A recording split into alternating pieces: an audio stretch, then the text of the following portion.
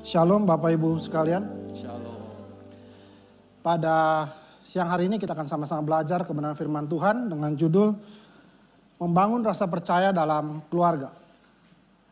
Kalau kita lihat sebuah keluarga itu ada dimulai dengan adanya pernikahan dari dua pribadi, pria dan wanita. Dan salah satu buktinya bahwa kita menikah adalah kita selalu punya dokumen seperti ini. Namanya akte nikah. Ini yang versi buat gereja, tapi biasanya juga ada yang sebutnya akte perkawinan yang dari catatan sipil. Saya nggak tahu Bapak Ibu masih ingat taruh di mana atau tidak, tapi saya sampaikan ini cuma sekali dipakai waktu itu ketika kita mencatatkan bahwa pernikahan kita di negara. Makanya ada akte perkawinan yang dikeluarkan oleh catatan sipil. Akte ini ada satu ayat yang menjadi dasar kenapa kita menikah. Ayat itu adalah Matius 19 ayat 6. Matius 19 ayat 6 berkata begini, demikianlah mereka bukan lagi dua, melainkan satu. Karena itu apa yang telah dipersatukan Allah tidak boleh diceraikan manusia. Bukan lagi dua, melainkan satu. Dua menjadi satu. Pria dan wanita menjadi satu. Bukan pria dan pria atau wanita dan wanita. Pria dan wanita menjadi satu. Bagaimana dua pribadi, dua gender bisa menjadi satu? Perbedaannya tentu ada. Kita lihat sama-sama. Wanita lebih mengutamakan perasaan dan pria lebih mengutamakan pikiran. Karena itu seringkali terucap ketika seorang istri mungkin ada dalam cekcok atau dalam perselisihan dengan suaminya, dia akan selalu berkata begini, suami saya tidak mengerti perasaan saya. Begitu juga suaminya ketika dalam cekcok dia bilang begini, saya tidak mengerti istri saya. Lihat kalimatnya, kalau istri lihatnya sebagai perasaan, kalau suami saya tidak mengerti. Mengerti itu apa? Artinya pakai otak, pakai pikiran. Dua gender dengan perbedaan cara berpikir bisa jadikan oleh satu. Hanya bisa dijadikan satu, perbedaan itu hanya apa? Dipersatukan oleh Allah. Kita lihat ciri berikutnya, berorientasi pada hubungan, itu wanita, kalau pria berorientasi pada fungsi atau kerja. Karena itu kalau wanita kumpul pasti akan panjang. Kenapa? Dia akan membicarakan banyak hal, karena itu semua membangun hubungannya dengan temannya. Dia bahas keluarganya, usahanya, anaknya, suaminya. Tinggal lupa juga dia bahas apa? Firman Tuhan mungkin. Tapi adalah membangun hubungan dengan cara dia berdialog, berkomunikasi. Kalau pria, karena orientasinya adalah fungsi, maka ketika dia berbicara, topiknya selesai juga pertemuan itu. Makanya pertemuan wanita biasanya lebih banyak, lebih lama waktunya. Ciri ketiga, wanita lebih menikmati proses, sedang pria mencapai sasaran. Ini dilihat kalau pria, wanita, suami istri sedang belanja. Kalau wanita ketika dia akan membeli sesuatu baju, dia akan lihat warnanya, bahannya, harganya, potongannya, dia coba. Kemudian, coba saya bandingin. Baju kedua, baju ketiga, baju keempat. Dibandingin, akhirnya dia pilih salah satu dari empat. Proses yang dihargai. Kalau seorang suami atau pria datang ke tempat mau beli sesuatu baju, langsung di kepalanya udah ada. Warna apa, tangan pendek, tangan panjang, model seperti apa, harganya berapa. Tinggal dipilih, ambil, beli, bawa ke kasir. Sederhana itu. Beda kan caranya. Dan juga kalau wanita mengingat masa lalu, sedangkan pria memikirkan masa depan. Makanya ketika ada dalam keluarga suami istri sedang marahan, kadang-kadang istrinya bilang begini, dia akan mengungkit apa? Masa lalunya, dulu pernah salah apa diungkit-ungkit lagi. Kalau begitu suami jangan marah. Memang cara berpikirnya seperti itu. Bayangkan dua pribadi, pria wanita menjadi satu. Dua perbedaan dijadikan satu. Itu hanya anugerah karunia Tuhan yang buat mereka jadi satu. Amos 3 ayat 1 berkata begini. Amos 3:3 berkata begini. Berjalankah dua orang bersama-sama jika mereka belum berjanji? Ini versi terjemahan baru. Kalau di versi bahasa Indonesia sehari-hari berkata begini. Mungkinkah dua orang berpergian bersama-sama tanpa berunding lebih dahulu? Kalau versi MILT atau Modified Indonesian Literal Translation berkata begini, apakah dua orang akan berjalan bersama-sama kecuali jika mereka telah bersepakat? 3 ayat ini kita bisa mengerti bahwa dua orang bisa bersama-sama. Kalau ada apa? Ada janji, ada berunding, ada sepakat apa? Artinya ada komunikasi, ada dialog. Karena itu sebelum adanya pernikahan, biasanya pria wanita apa? Dia menjalin hubungan dulu. Ada pacaran, ternyata nggak cocok, putus. Pacaran, kemudian akhirnya makin dekat, akhirnya mengambil satu komitmen, janji kita mau menikah, masuk ke katekisasi pranikah, tunangan, akhirnya diberkati. Jadi dua menjadi satu, suami istri bisa disatukan di depan Allah. Di hadapan Allah itu cuma satu, karena ada komunikasi di antara mereka berdua. Dan komunikasi itu dipengaruhi oleh beberapa hal. Yang pertama adalah gender. Tadi kita lihat. Yang kedua adalah watak atau karakter. Saya akan gambarkan cuma 3 saja, biasanya banyak. 2 orang yang berbeda karakter atau watak agak susah dipersatukan. Tapi ketika duanya coba saling mengalah, saling mengerti akan lebih mudah. Contohnya ekstrovert atau introvert. Ekstrovert itu orang yang lebih suka bicara. Introvert itu orang yang lebih mengamati, suka diam. Bayangin 2 orang, yang satu ekstrovert suka ngomong, yang satu cuma diam saja, yang selalu berpikir, menganalisa. Nyambung nggak? Nggak nyambung. Dia ngomong panjang lebar, dia cuma iya, ngerti. Kok dia ngerti nggak? Dia ngerti sebenarnya, hanya dia caranya tidak berbicara, dia cuma memahami. Kita lihat contoh lain, sensing versus intuition. Ada orang yang stabil, ada orang yang risiko. Kalau orang yang stabil, kalau misalnya nanti akhir tahun dia mau jalan-jalan ke Jawa Tengah misalnya, ke Semarang atau Jogja, dia akan pikir dulu macam-macam. Kesana naik apa, berapa lama, sampai di sana tinggal di mana, perlu booking dulu, nanti ada acara apa saja, nah itu. Itu orang yang stabil. Kalau orang yang sifatnya intuition atau resiko, ya udah minggu depan kita ke Semarang, nggak pikir nanti naik apa, tinggal di mana, makan apa, di sana ngapain. Nah, dengan watak karakter seperti 2 ini tentu agak susah. Tapi ketika duanya berbicara, berdialog, membangun komunikasi, tetap bisa jalan, bisa sama-sama jalan. Thinking, feeling juga beda begitu. Kalau orang thinking lebih apa? Tegas. Ketika dia ngambil keputusan langsung ada pilihan A, B, C. Dia langsung pilih, saya pilih B. Tegas. Tapi kalau orang yang feeling, kompromi. A, B, C. A sama B dicampurlah.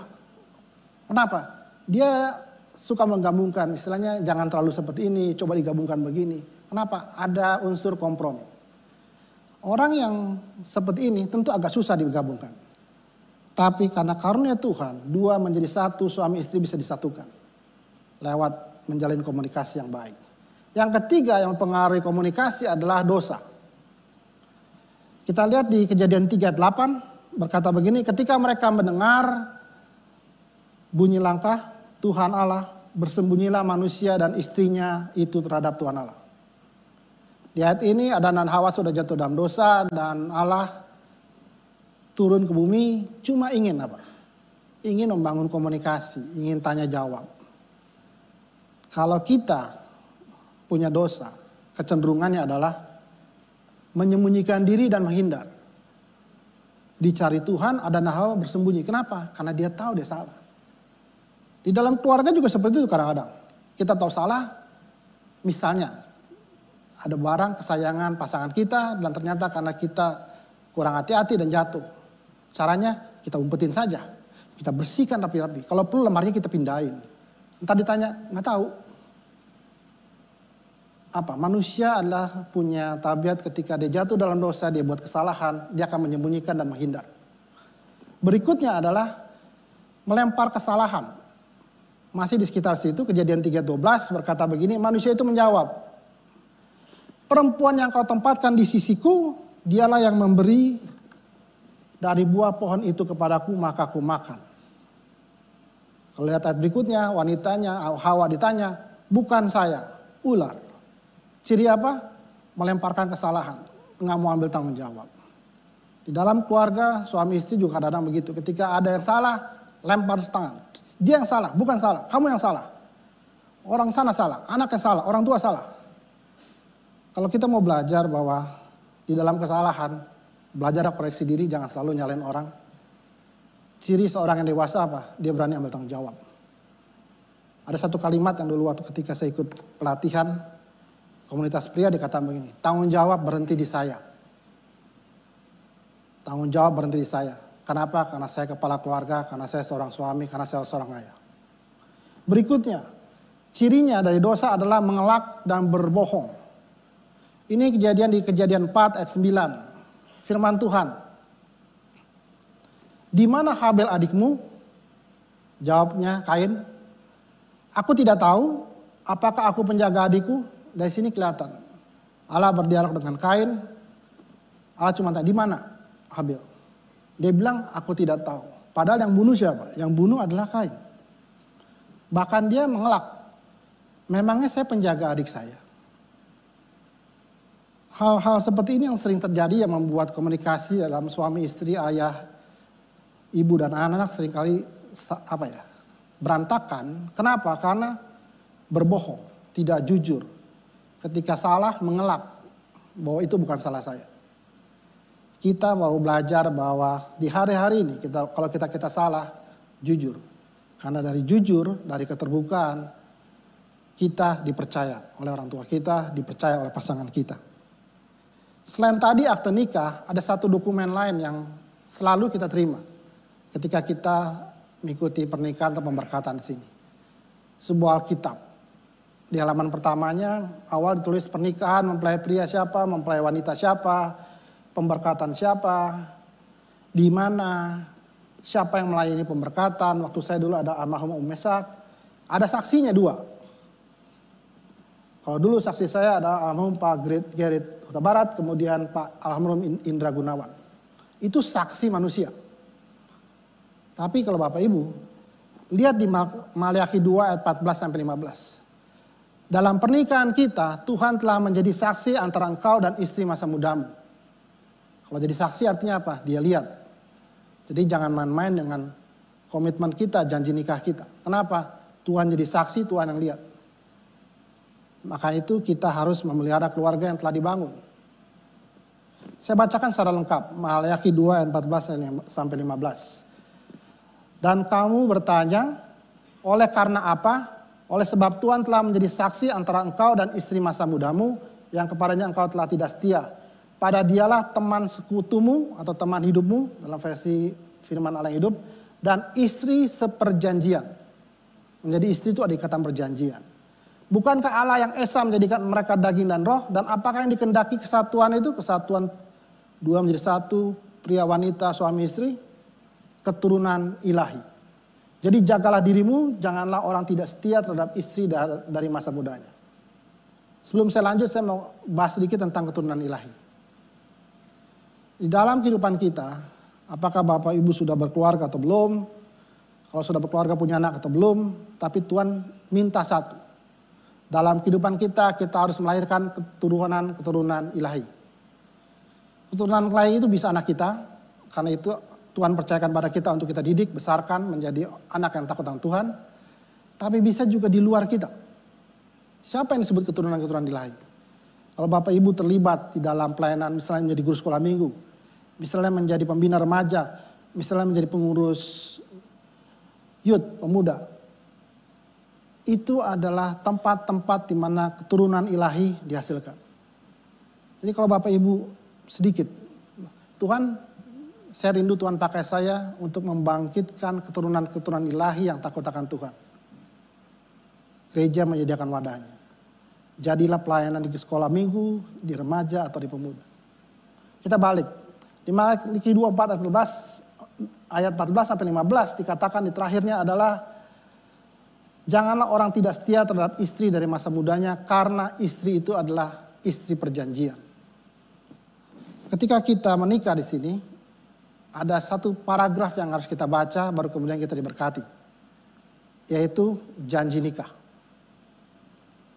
Saya tampilkan janji nikah ini supaya Bapak Ibu tahu bahwa boleh ditampilkan ya. Kalau yang sudah nikah, mungkin silakan dibaca lagi. Yang belum nikah, biar tahu. Kalau teman-teman yang masih belum mau nikah, kalau nanti di depan sini, janjinya seperti ini. Saya bacakan versi saya.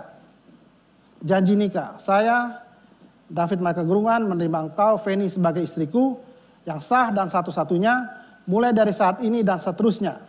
Aku berjanji akan setia dan bertanggung jawab sepenuhnya, baik pada waktu senang ataupun susah, pada waktu kaya ataupun miskin, pada waktu sehat ataupun sakit. Aku berjanji akan mengasihi, menghormati, menghargai, dan selalu hidup bersama-sama dengan rukun dan damai. Dan hanya maut yang dapat menceraikan kita berdua, sebagaimana yang difirmankan Tuhan. Saya baca ini sebagai remembrance, peringatan buat Bapak Ibu yang sudah menikah. Janji yang sama Bapak Ibu pernah ucapkan di sini. Dan disaksikan oleh Tuhan. Di dalam janji ini ada satu kalimat yang mau saya bahas lebih dalam. Aku berjanji akan mengasihi, menghormati, dan menghargai. Kalau kita ngomong mengasihi, selalu kita akan balik ke 1 Korintus 13. Tapi khususnya di hari ini ketika kita bahas tentang rasa percaya, kita akan masuk ke 1 Korintus 13 ayat 7. 1 Korintus 13 ayat 7 berkata begini, ia, kasih di dalam bahasa aslinya agape Yunani, kasih yang Allah tunjukkan, menahan segala sesuatu, percaya segala sesuatu, mengharapkan segala sesuatu, sabar menanggung segala sesuatu. Ini versi terjemahan baru, TB. Tapi kalau Bapak Ibu belajar Alkitab, kadang-kadang kita bandingkan dengan bahasa lain, dengan bahasa Inggris. Bahasa Indonesia pun ada beberapa. Yang kedua adalah BIS atau bahasa Indonesia sehari-hari. Dikatakan begini, ia kasih mau percaya akan yang terbaik pada setiap orang. Saya ulangi lagi. Ia atau kasih mau percaya akan yang terbaik pada setiap orang. Percaya bahwa orang lain itu baik. Walaupun mungkin sebenarnya di hatinya enggak seperti itu. Tapi kita tetap percaya sama dia. Satu lagi versi firman Allah yang hidup, FAYH. 1 Korintus 13 ayat 7 berkata gini, kalau saudara mengasihi seseorang, saudara akan tetap mempercayainya. Saya garis bawah, akan tetap mempercayainya. Saya kasih contoh sederhana saja. Tuhan Yesus ketika memilih murid-muridnya, saya tanya sama Bapak Ibu sekalian, apakah dia tahu Yudas Iskariot akan mengkhianati? Tahu. Kenapa tetap dia panggil? Dia percaya. Udah diajak jadi muridnya, dipercaya sebagai apa? Sebagai bendahara. Kelola uang. Tuhan Yesus percaya sama Yudas Iskariot. Walaupun akhirnya dia mengkhianati Tuhan Yesus, tapi dia tetap percaya. Kalau kita mau belajar tentang kasih agape, lihat Tuhan Yesus. Kalau kita saat ini di dalam keluarga kita tuntut mengasihi. Mengasihi artinya mempercayai pasangan kita, mempercayai suami kita, istri kita, anak mempercayai orang tua mempercayai anaknya. Walaupun mungkin dalam satu peristiwa pasangan kita mengecewakan kita, tidak jujur, menyembunyikan sesuatu, melakukan hal yang tidak kita inginkan, yang buat kita seharusnya tidak percaya. Ingat ayat ini. Kalau saudara mengasihi seorang, saudara akan tetap mempercayainya tanpa reserve. Itu Tuhan yang lakukan. Kita bahas untuk membangun percaya. Jadi kita kan mempercayai orang. Kita juga harus bisa dipercaya. Ada beberapa hal yang saya ingin bahas lebih detail. Bagaimana kita membangun rasa percaya atau membangun kepercayaan. Yang pertama adalah dengan memperlihatkan ekspresi kasih atau bahasa kasih. Kalau kita pertama kali ketemu orang lain, kita bisa ekspresikan kasih kita apa? Macam-macam. Melawat kalimat kita, ucapan kita, sentuhan kita. Ekspresi kasih menimbulkan apa? Menimbulkan apa? Rasa aman dari orang yang kita ajak bicara. Merasa terlindungi, merasa nyaman, merasa diterima. Paling gampang contohnya adalah Zakheus dan Tuhan Yesus. Zakheus baru pertama kali ketemu Tuhan Yesus. Pertemuannya juga agak unik. Zakheus karena pendek dia harus naik ke atas pohon. Tuhan Yesus datang spesial ke dia. Zakheus, saya ingin tinggal di tempat kamu. Cerita yang pendek itu saya cuma sampaikan begini. Tuhan Yesus mengekspresikan bahwa dia mengasihi Zakheus walaupun dia orang berdosa. Kalau Bapak Ibu lihat cerita berikutnya, terjadi perubahan di dalam hidup Zakheus. Saya mau bahas lebih detail tentang bahasa kasih. Gary Chapman, dia menulis buku The Five Love Language. Di situ ditanyakan, apakah bahasa kasih utama Anda, apakah bahasa kasih utama orang yang Anda kasihi? Ada 5. Yang biru itu act of service, yang hijau itu word of affirmation, yang ketiga yang kuning itu quality of time, nanti akan dibahas di slide berikutnya. Yang jingga itu physical touch, sentuhan. Yang merah paling kanan itu adalah receiving gift, bingkisan. Kita bahas satu-satu. Ini adalah ekspresi bahasa kasih yang bisa kita perlihatkan kepada suami kita, pasangan kita, istri kita, orang tua kita, atau anak kita. Acts of service, tindakan melayani. Dengan cara menunjukkan kesediaan untuk menolong, meringankan beban. Ini adalah satu bahasa kasih ekspresi yang paling gampang. Ketika ada orang perlu bantuan, kita ringan tangan bantu. Orang mau nyebrang, orang tua menyeberang, kita bantu. Orang mau pindahan, kita bantu. Itu hal yang paling sederhana. Dan dia pasti ngomong terima kasih. Kenapa? Di saat dia sulit, di saat dia perlu bantuan, ada orang yang menunjukkan kasihnya. Yang hijau, word of affirmation, kata-kata peneguhan. Memberikan dorongan, semangat, peneguhan, penghargaan, dan mendengarkan secara aktif. Ketika ketemu orang, kita ucapkan, oh terima kasih, itu salah satu kata afirmasi. Orang melakukan sesuatu kita, katakan terima kasih. Kita ketemu orang lain, apa kabar, baik-baik saja, Tuhan Yesus mengasihi kamu. Itu bentuk apa? Bentuk afirmasi, ekspresi bahwa kita memperhatikan dia, kita mengasihi dia. Ada juga quality of time, kualitas waktu yang berkualitas. Ini bicara tentang kebersamaan, bercakap-cakap secara pribadi ke pribadi dengan penuh perhatian. Memang kadang-kadang orang mungkin dia nggak bisa menunjukkan kalimat susah ngomong, tapi dia bisa hadir bersama. Ada orang yang ketika punya masalah, dia tidak butuh apa-apa, dia cuma butuh ditemani. Ketika dalam orang susah atau duka, apa sih yang kita lakukan? Hadir duduk bersama dia. Contohnya adalah teman-teman Ayub. Ketika Ayub dalam posisi yang menderita, dia kehilangan semua anaknya, kehilangan hartanya, bahkan istrinya pun mendemotivasi dia. Tinggalkan aja Tuhan. Teman-teman Ayub apa? Duduk bersama 7 hari. Nggak ngomong apa-apa. Itu adalah quality of time. Bagaimana kita tunjukkan kasih kita. Ekspresi kasih kita.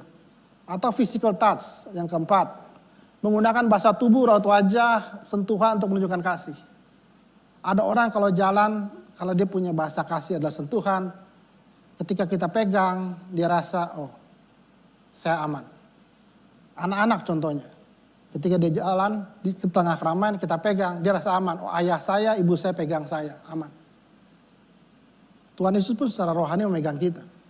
Itu adalah wujud ekspresi kasih, bahasa kasih. Yang terakhir, yang kelima adalah receiving gift. Memberikan hal-hal yang disukai, diperlukan, memberikan dan menunjukkan prioritas. Pernahkah Bapak Ibu memberikan bingkisan, tidak harus mahal tapi yang sederhana.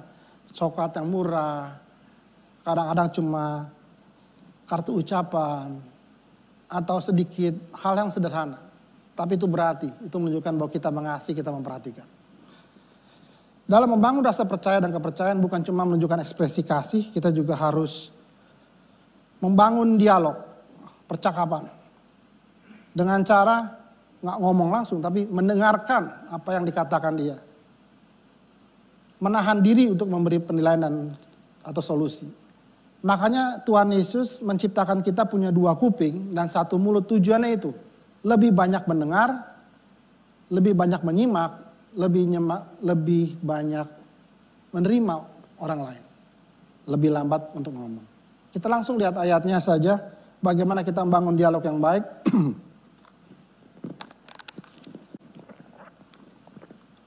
Efesus 4 ayat 29, 31-32 berkata begini. Janganlah ada perkataan kotor keluar dari mulutmu, tapi pakailah perkataan yang baik untuk membangun.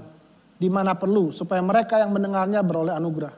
Ketika kita ngomong, kita berbicara, kita membangun dialog, komunikasi, kata-kata kita membangun. Sehingga orang yang tadinya terpuruk, kata-kata kita membuat dia bangkit lagi. Ayat 31. Segala kepahitan, kegeraman, kemarahan, pertikaian, dan fitnah hendaklah dibuang di antara kamu. Demikian pula segala kejahatan. Ketika kita membangun dialog, hindari kata-kata yang buat orang lain sakit hati. Kata-kata marah yang buat orang lain down. Tapi 32 dikatakan, hendaklah kamu ramah seorang terhadap yang lain. Penuh kasih mesra dan saling mengampuni. Sebagaimana Allah dalam Kristus telah mengampuni kamu.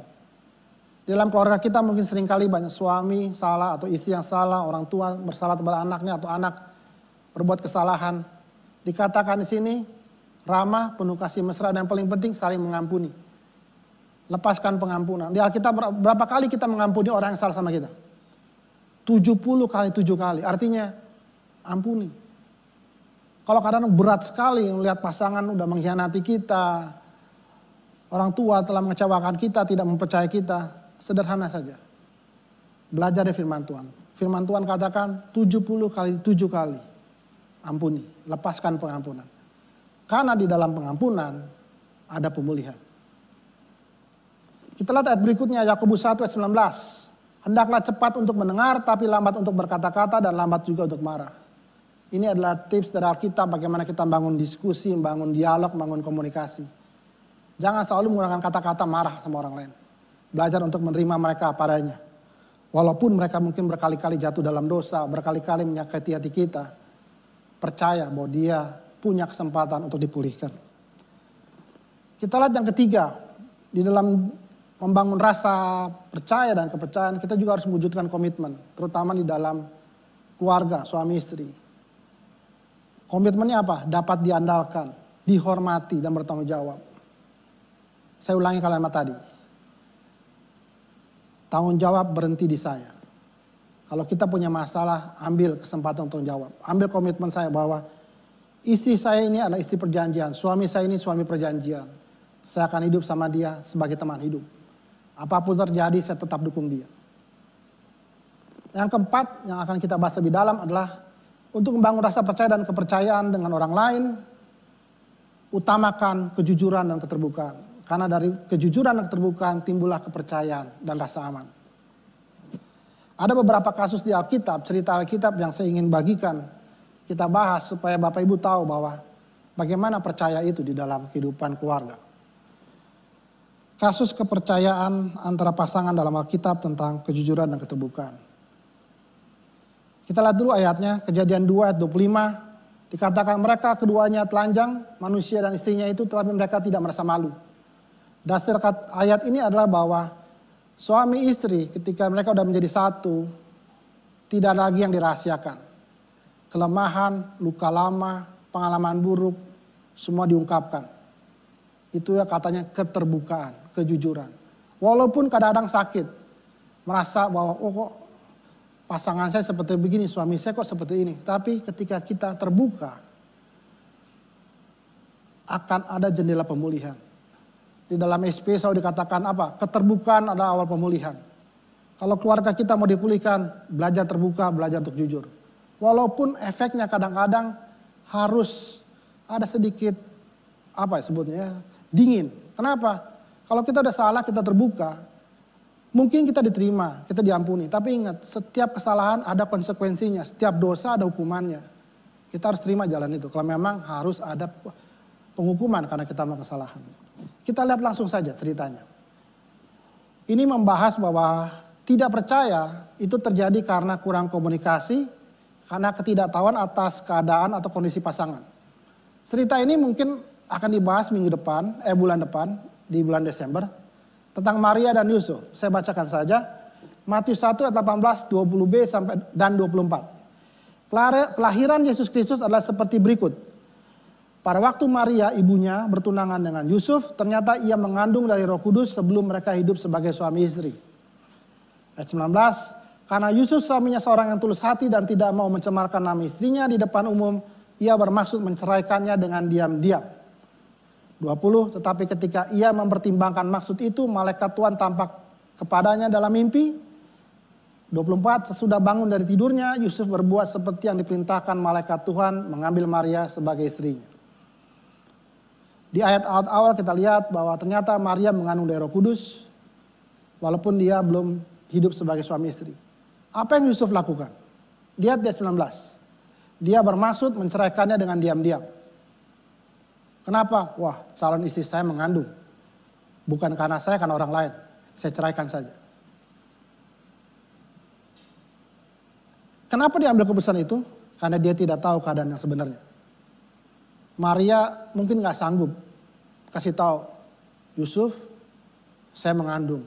Dia bisa langsung, hah? Bisa begitu kan? Sampai apa? Perlu seorang malaikat hadir dalam mimpi Yusuf untuk merubah keputusan Yusuf. Ketika yang mempertimbangkan maksud itu, malaikat Tuhan tampak padanya. Setelah bangun, Yusuf berbuat seperti yang diperintahkan dan mengambil Maria sebagai istri. Kita lihat dari cerita ini adalah Yusuf tidak percaya sama Maria. Kenapa? Karena dia mengandung. Mengandung bukan karena dia tapi karena orang lain. Tapi setelah malaikat beritahu, baru dia mau menjadi suaminya. Di sini kita belajar yang di atas. Kurang komunikasi. Yusuf tidak tahu bahwa Maria dikandung oleh Roh Kudus. Baru setelah disampaikan baru dia mengambil. Begitu juga dalam kehidupan kita, dalam suami, istri, keluarga. Seringkali karena kurang komunikasi, tidak tahu keadaan suami kita, tidak tahu keadaan istri kita, tidak tahu keadaan orang tua kita atau keadaan anak kita langsung, saya nggak percaya dia. Kenapa? Dia udah berbuat hal yang salah. Coba dulu dialog. Tadi katakan dialog, komunikasi. Yusuf butuh seorang malaikat untuk dia melakukan hal yang benar. Kita tentu nggak bisa minta malaikat untuk hadir kasih tahu, oh istri saya salah apa, suami saya. Kita sendiri inisiatif tanya, ada apa dengan masalah, ada apa yang dihadapi kamu. Ini yang kita belajar pertama. Kemudian kita belajar yang kedua, kasus kedua, ini kita lihat dulu Yakobus 5 ayat 16 berkata begini, karena itu hendaklah kamu saling mengaku dosamu dan saling mendoakan supaya kamu sembuh. Doa orang yang benar sangat besar kuasanya dan ada hasilnya. Bapak Ibu sering banget melihat kalimat yang kedua. Doa orang benar sangat besar kuasanya. Amin. Kita berdoa, tapi ternyata kok nggak ada hasilnya. Coba lihat ayat pertama. Apakah dalam hubungan suami istri, orang tua anak, kita sudah mengampuni kesalahan pasangan kita, mengampuni kesalahan orang tua kita, mengampuni kesalahan anak kita? Kalau kita saling mengampuni, kita berdoa, kita akan sembuh. Baru ada berkat, baru ada jawaban doa. Kita lihat kasusnya di dalam Alkitab. Kasus ini berbicara bahwa percaya adalah memberi kesempatan untuk pasangan untuk memutuskan, mengambil keputusan. Tapi juga turut sepenanggungan, ikut tanggung jawab. Jangan karena pasangan kita ambil keputusan dan keputusan itu salah, sudah dia saja yang tanggung. Nggak bisa begitu. Ingat, 2 dalam 1. Kita telah menjadi satu. Ceritanya adalah tentang Adam dan Hawa. Saya bacakan saja. Kejadian 3 ayat 6 berkata, kemudian ayat 12 sampai 13 berkata begini.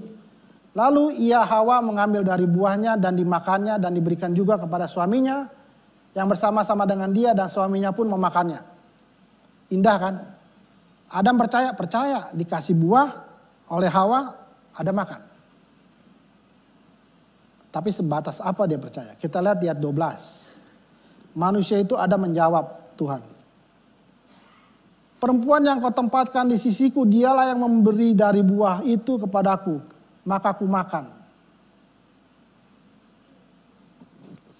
Jadi kita bisa lihat ya. Kemudian wanita juga begitu.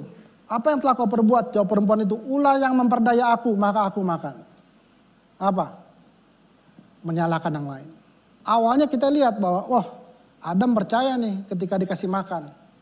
Adam percaya kenapa? Nggak mungkin dia diracunin oleh Hawa. Bagus, suami istri sering percaya. Tapi ternyata ketika udah ketahuan bahwa itu semua salah, apa yang dilakukan Adam? Oh, salah dia, bukan salah saya. Bukankah sering begitu kita percaya tapi nggak percaya sepenuhnya pada pasangan kita? Ketika dia buat salah, kita tuding dia salah. Ini adalah kasus yang salah yang saya mau gambarkan. Bahwa ketika kita dalam membangun keluarga, suami, istri, orang tua, dan anak, saya mau sampaikan. Kalau kita percaya. Walaupun mungkin dia salah, kita tetap percaya. Dalam hal ini, ketika mereka jatuh dalam dosa, harusnya Adam bilang, iya saya yang salah. Harusnya saya bilang sama Hawa, jangan makan tuh buah pohon itu. Harusnya begitu, tapi ternyata dikasih contoh. Bahwa suami istri kadang-kala saling menyalahkan. Itu yang kita pelajari di sini. Jadi dalam keluarga kita bisa memberikan kesempatan kita pasangan untuk ambil keputusan. Tapi ingat, kalau dia kasih ambil keputusan yang salah, jangan tuduh. Jangan salahkan. Kita juga perlu istilahnya menanggung kesalahan itu bersama-sama. Ingat, 2 dalam 1. Suami menderita, istri juga menderita. Orang tua bikin salah, anak juga menderita. Saya mau sampaikan di ayat ini sebenarnya begini. Di sini kan mereka apa? Adam dan Hawa apa? Saling mengelak, saling menyalahkan. Kalau Bapak Ibu lihat tadi, ketika di Kain, apa yang Kain lakukan? Ketika dituduh salah. Juga mengelak, bahkan berbohong. Jadi saya mau sampaikan begini. Ketika kita melakukan kesalahan, belajar mengampuni. Kita putus, saling menyalahkan itu di orang tua saja. Kenapa? Kalau nggak diputus, kita nggak mengampuni pasangan kita, anak kita pun bisa melakukan hal yang sama. Kejadian ini seperti terjadi. Adam dan Hawa jatuh dalam dosa, saling menyalahkan. Kain jatuh dalam dosa membunuh adiknya sendiri, mengelak, nggak mau disalahin. Itu kenapa? Kalau boleh saya bilang itu teladan dari orang tuanya. Hati-hati kita sebagai orang tua, apapun yang kita lakukan, kesalahan kita yang kita tidak pulihkan, itu bisa turun ke anak kita. Bisa seperti itu. Kita lanjut ke kasus berikutnya. Ayat Amos 3 ayat 3 saya bacakan sekali lagi. Apakah 2 orang dapat berjalan seiring kalau tidak sehati? Orang bisa sehati kenapa? Kalau dia jujur, dia terbuka. Ada satu cerita ini yang melibatkan tentang bagaimana kalau kita percaya, artinya kita melibatkan pasangan dalam buat keputusan. Tapi kalau tidak percaya terhadap pasangan kita, buktinya apa? Kita nggak melibatkan dia dalam pengambilan keputusan. Contohnya, mungkin kalimatnya agak ribet, tapi kalau lihat contohnya Bapak Ibu kan ngerti. Di Kejadian 25 ayat 28 dan 27 ayat 1 sampai 6 itu berbicara tentang Ishak dan Ribka. Saya bacakan. Ishak sayang kepada Ribka, Ishak sayang kepada Esau sebab ia suka makan daging buruan. Tetapi Ribka istri Ishak mengasihi kepada Yakub. Kenapa? Karena Yakub demen di rumah. Di dalam satu keluarga ada pilih kasih, kita lihat ayat berikutnya. Ketika Ishak sudah tua, matanya telah kabur, ia tidak dapat melihat lagi, dipanggilnya Esau, anak sulungnya, dan berkata, aku akan memberkati engkau sebelum aku mati. Ribka istrinya dengar, waduh, yang mau diberkati Esau. Kita lihat ayat 5. Tetapi Ribka mendengarnya, dan berkatalah Ribka pada Yakub, anak kesayangannya, bawalah itu kepada ayahmu, supaya agar dia memberkati engkau dan sebelum dia mati. Suami istri punya keputusan, punya pilihan berbeda, pilih kasih sampai turun ke anaknya. Harusnya Esau yang diberkati dengan cara istilahnya apa ya? Dikasih bulu, penipuan terjadi sehingga akhirnya Yakub yang diberkati. Tahu Bapak Ibu, kejadian ini membuat Yakub harus pergi jauh ke Mesopotamia, Padang Aram, sampai Ribka mati. Dia tidak lihat Yakub lagi. Ini semua terjadi kenapa? Karena Yakub dan karena Ishak dan Ribka, ketika dia menjadi orang tua, dia melakukannya pilih kasih. Dan ketika harus mengambil keputusan, mereka tidak saling ngomong, malah saling menelikung. Akibatnya bahaya. Tidak ada kepercayaan di antara Ishak dan Ribka. Masing-masing punya keputusan sendiri. Ketika dalam keluarga tidak ada rasa saling percaya, atau kepercayaan mulai luntur, yang terjadi seperti keluarga ini. Terpecah, anak jauh, sampai meninggal, Ribka tidak pernah lihat Yakub lagi. Kalau Bapak Ibu lihat berikutnya, Yakub pun begitu. Yakub adalah anak yang pilih kasih dari tadi ya, kita lihat Ishak ke Esau, Ribka ke Yakub. Yakub juga bikin yang sama. Dia pilih kasih, dia cuma sayang anak yang ke 11 dan 12. Dia cuma sayang sama Yusuf sama Benyamin. 10 anak lain yang 12 itu apa? Dia gak peduli. Kita lihat ketika kita orang tua tidak bisa memberikan teladan yang baik, keturunan berikutnya akan melakukan hal yang sama. Karena itu jadi orang tua, bangun rasa percaya. Rasa percaya itu akan tumbuh di anak kita sampai keturunan berikutnya. Disitulah keluarga dipulihkan kalau kita bisa memulihkan diri sendiri terlebih dahulu. Saya lihat di sini juga banyak yang lebih muda. Saya tertarik untuk ambil 2 kisah tentang bagaimana kepercayaan antara orang tua dan anak. Percaya pada anak berarti mendampingi anak mengambil keputusan dan mendukungnya atas keputusan yang dibuat. Kejadian 27 ayat 46, 28 sampai 6 sampai 9 ini sama juga tentang kisah Ribkah. Tapi dengan Esau. Saya bacakan. Kemudian Ribkah berkata kepada Ishak, "Aku telah jemu hidup karena perempuan-perempuan Het itu, istrinya dari Esau." Esau pun melihat bahwa Ishak memberkati Yakub dan Yakub juga akan mengambil istri dari padang Aram. Jadi masih ada hubungan keluarga. Ayat 8 berkata begini.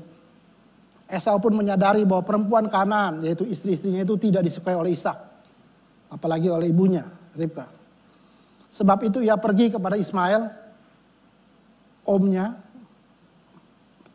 satu bapak lain ibu, dan mengambil Mahalat menjadi istrinya. Di samping kedua istrinya yang telah ada. Mahalat adalah anak Ismail. Cerita ini saya mau gambarkan begini. Sepertinya Esau itu tidak dibimbing ketika dia mengambil istri. Sehingga akhirnya Ribkah kecewa, dikatakan dia jemu hidup. Ternyata bapaknya Ishak pun juga gak senang dengan istri-istrinya Esau. Kesalahan telah dibuat. Dan untuk memperbaiki itu Esau mencoba cari istri lagi, tapi dari kalangan keluarganya juga, yaitu Ismail. Dari cerita ini kita belajar bahwa anak-anak mungkin melakukan kesalahan. Yang ditanya adalah di mana peran kita sebagai orang tua. Anak adalah pribadi yang Tuhan percayakan pada kita untuk dibesarkan dan dididik. Selama kita masih bisa membimbing dia, bantu dia mengambil keputusan, jangan sampai salah. Kalaupun salah kita dukung, kita bantu dia. Jangan kita lepas begitu saja, biarkan saja itu hidup dia. Nggak bisa begitu. Di sini berbicara apa? Pasangan yang tidak seimbang. Buat anak-anak muda, libatkan orang tua di dalam pengambilan keputusan. Kenapa? Orang tua kita adalah orang yang dipercayakan Allah menjadi penanggung jawab atas hidup kita. Kita lihat kasus berikutnya. Tidak percaya pada anak karena pengalaman buruk atau kecewaan yang terjadi sebelumnya. Mungkin anak melakukan kesalahan, orang tua nggak boleh selanjutnya selalu menghukum begitu. Ini kisah tentang Ruben dan Yakub. Saya bacakan, Kejadian 35 ayat 22. Ketika Israel diam di negeri ini terjadilah bahwa Ruben, anak pertama Yakub atau Israel, sampai tidur dengan Bilha, gundik ayahnya. Dan kedengaranlah hal itu kepada Israel, yaitu Yakub. Bilha itu apa? Itu ibu dari saudara-saudaranya juga loh. Kalau dibilang Ruben keterlaluan, memang keterlaluan. Kita lihat di ayat pasal 42 ayat 37 sampai 38. Ketika kelaparan begitu melanda dan mereka harus membeli makanan di Mesir, Ruben harus bawa Benyamin sebagai bukti bahwa mereka 12 bersaudara. Lihat kalimat Ruben. Lalu berkata Ruben kepada ayahnya Israel, "Kedua anakku laki-laki boleh engkau bunuh jika ia tidak kubawa kepadamu. Jika ia atau Benyamin tidak kubawa kepadamu. Serahkanlah dia Benyamin ke dalam tanganku, maka dia Benyamin akan kubawa kembali kepadamu. Dibawa ke Mesir, bawa balik lagi." Tapi jawab Israel atau Yakub, "Anakku tidak akan pergi ke sana-sana bersama dengan kamu. Sebab kakaknya telah mati dan hanya dialah yang tinggal." Alasan ini sebenarnya cuma, kalau saya lihat, ini cuma karangan Yakub. Sebenarnya apa? Dia nggak percaya. Dia nggak percaya pada anak pertamanya Ruben. Kenapa? Karena Ruben telah melakukan kesalahan di pasal 35 tadi. Dia tidur dengan gundik ayahnya. Kita lihat bahwa sebenarnya, kalau Bapak Ibu lihat nanti di pasal-pasal berikutnya, Yakub masih kesal. Bahkan ketika dia memberkati Ruben, berkatnya pun seperti apa ya, cuma asal saja. Kita sebagai orang tua, ketika anak melakukan kesalahan, belajar terima. Belajar istilahnya membabat dia ketika dia jatuh dalam melakukan kesalahan. Jangan sudah dia melakukan kesalahan, kita tidak percaya sama dia, kita biarkan dia hancur. Tidak. Rekan-rekan muda dimanapun, kalau saudara pernah melakukan kesalahan pada orang tua, inilah kesempatan, minta ampun. Minta Tuhan pulihkan keluarga kita. Ayat terakhir sebelum kita akhiri, saya ulang lagi yang tadi, 1 Korintus 13 ayat 7. Ia kasih mau percaya akan yang terbaik pada setiap orang. Kalau saudara mengasihi seseorang di 1 Korintus 11 ayat 7, saudara akan tetap mempercayainya. Walaupun orang itu pernah melakukan kesalahan, walaupun orang itu mengecewakan kita tetap mempercayainya. Kita tetap mengasihinya. Dengan apa? Dengan kasih Allah. Kasih agape itu kasih Allah. Saya rindu di akhir firman Tuhan ini kita menyanyikan satu lagu. Saya undang song leader, pemain musik, singer untuk maju ke depan. Lagunya adalah pemulihan keluarga. Saya bacakan kalimatnya. Saya undang Bapak Ibu untuk bangkit berdiri. Di dalam lagu ini yang kita nyanyikan, dikatakan begini. Mari kita bangkit berdiri. Ini saatnya Tuhan kan melawat keluargaku. Ini waktunya pemulihan terjadi. Keluargaku milikmu. Kenapa? Karena Tuhan yang berkati. Dialah yang menjadi saksi ketika kita diberkati. Keluarga kita selalu berharga. Mungkin keluarga kita agak berantakan karena kesalahan kita atau kesalahan apapun kita nggak tahu. Tapi tetap berharga di mata Tuhan dan Tuhan mau pulihkan. Siapa yang bisa satukan kita? Dua menjadi satu. Tuhan. Kau satukan, Allah satukan. Bukan cuma satukan tapi juga Tuhan berkati. Karena tujuannya semua apa? Keluarga kita bisa memuliakan nama Tuhan. Mari kita nyanyikan lagu ini.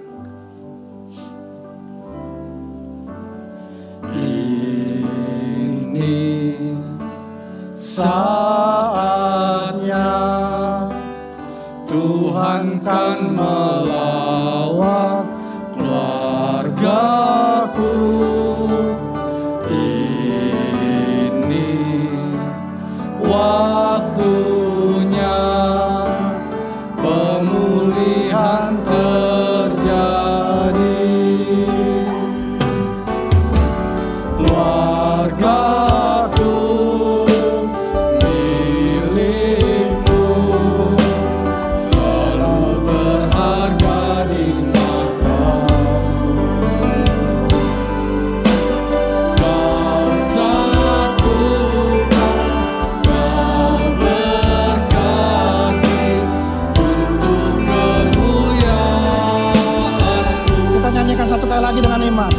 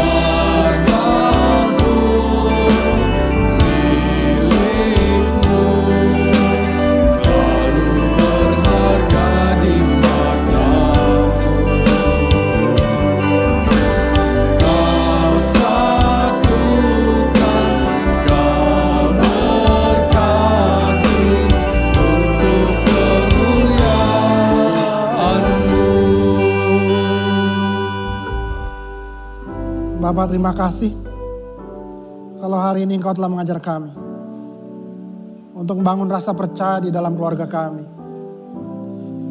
Mungkin dalam keluarga kami ada perselisihan, ada tidak saling menerima antara pasangan, suami istri, antara orang tua dan anak.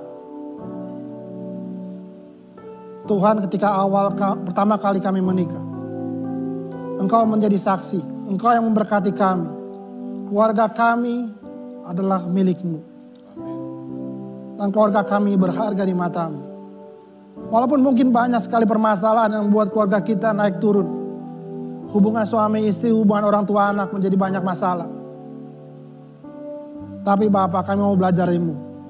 Kami mau melepaskan pengampunan.